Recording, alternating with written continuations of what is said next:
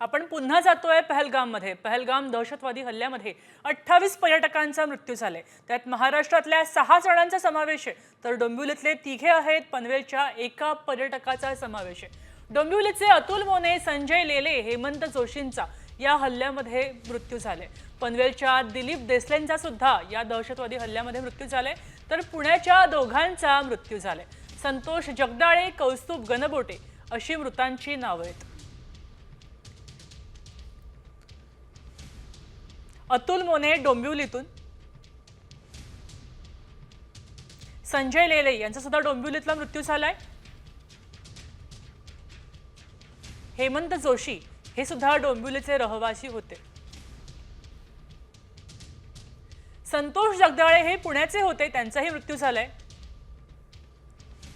पुण्यातूनच कौस्तुभ गणबोटे यांचाही मृत्यू झालाय। तर पनवेलच्या दिलीप देसलेंचा मृत्यू झालाय।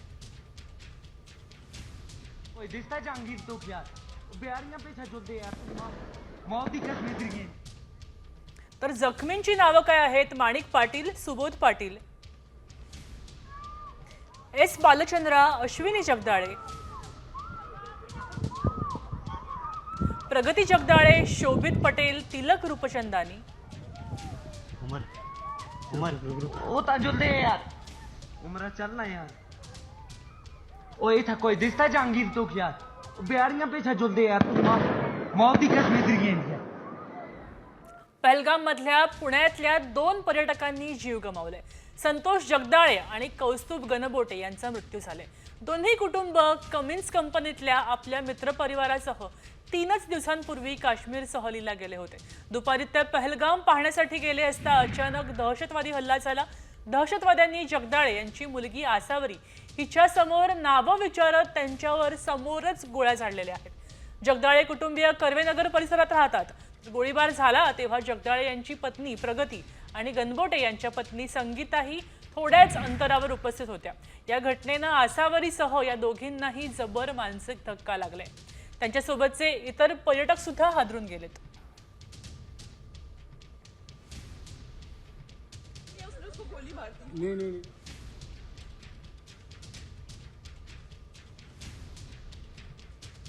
गणबोटे कुटुंब आहे।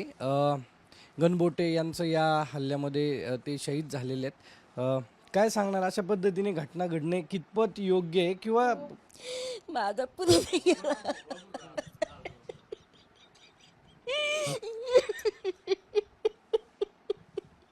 कुटुंब एवढं मोठं होतं ना की बस विचार का सगळा आधार याला सर त्याच मेन त्यांनी शून्यातनं वर केलंय सगळं झिरोतनं माहिती काय काय काय सण केलं नाही त्यांनी तुम्ही मला सांगा अक्षरशः सगळं केलं मिठाचा बिझनेस केला बॉबे विकल्या हे केलं ते केलं पण खूप स्वतः कष्ट करायचं सर तो मला आता पहिलं कोणव्याला गेलं पाहिजे कारण तिच्याकडे बघणारं कुणी नाही आहे सर एकटेच गेले होते का? नवरा बायको गेलते आणि मित्र जगदाळे म्हणून आहे त्याची बायको आणि मुलगी असं जे कुटुंब आहेत जगदाळे आणि गणबोटे यांच्यावरती पुण्यामध्ये अंत्यसंस्कार केले जाणार आहेत। कॅमेरा आदर्श कटकेसह सागरवाड, साम टीव्ही। तर पहलगाम मध्ये झालेल्या या हल्ल्यामध्ये पनवेल मधल्या दिलीप देसलेंचा मृत्यू झाला। त्याबाबत माहिती मिळताच त्यांचे कुटुंबीय देसलेंचं पार्थिव आणण्यासाठी निघालेत। मात्र त्यांना मोठ्या अडचणींचा सामना आता करावा लागतोय, कारण परतीच्या प्रवासाची तिकीटं अजूनही अत्यंत महाग आहेत। शिवाय 2च विमानं असल्यानं तिथून परतावं कसं असा प्रश्न त्यांना आता पडलाय। ओए था कोई दिसता जहांगीर तो क्या बेयारियां पे छजोदे यार मौत दी कसम दिरगी। आणि ते बॉडी वगैरे जे काय तिथे मग प्रोसेस होपफुली तिकडची गव्हर्नमेंट हेल्प करेल त्यांना सगळं करायला। पण आता कॅच हे आहे की आम्हाला प्रॉब्लेम आहे की रिटर्नचं तिकीट इज व्हेरी एक्सपेन्सिव्ह। हार्डली 2च फ्लाईट्स आहेत आणि ते पण 40,000 पर पर्सन आहे। तर आम्ही 4 जण चालले प्लस त्या आईला घेऊन यायचं आहे। तर आय डोंट नो गव्हर्नमेंट काय सपोर्ट म्हणजे गव्हर्नमेंटकडनं जर काही सपोर्ट मिळाला किंवा आय डोंट नो त्यांच्याकडनं काय हे मिळालं का आम्हाला काढायचं तिकीट तर ते क्लॅरिटी अजून मिळाली नाही आम्हाला। याबरोबरच डोंबिवलीच्या मावस भावांसाठी काश्मीर सहल आता अखेरची ठरली आहे। पहलगाम मधल्या दहशतवादी हल्ल्यामध्ये 3घांचा दुर्दैवी मृत्यू झालाय। अतुल मोने, संजय लेले, हेमंत जोशी हे तिघे दहशतवाद्यांच्या गोळीबारामध्ये जखमी झाले होते. मात्र उपचारादरम्यान तिघांचाही मृत्यू झाला. अतुल मोने हे डोंबिवली पश्चिमेत ठाकूरवाडी भागात राहत होते. मोने पत्नी आणि मुलीसह पर्यटनासाठी पहलगाम इथं फिरण्यासाठी गेले होते. अतुल मोने हे मध्य रेल्वेच्या परळच्या कार्यशाळेत विभागीय अभियंता म्हणून कार्यरत होते. अतुल मोने यांच्यासोबत डोंबिवलीमधलेच हेमंत जोशी आणि संजय लेले हे सुद्धा पहलगामला फिरण्यासाठी गेले होते. त्यांचाही याच हल्ल्यामध्ये मृत्यू झालाय.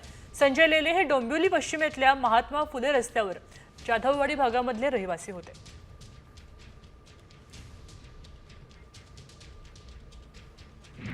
आता या तिघांचंही म्हणजे अतुल मोने, संजय लेले आणि हेमंत जोशी या तिघांचं पार्थिव संध्याकाळी डोंबिवलीमध्ये आणण्यात येणार आहे.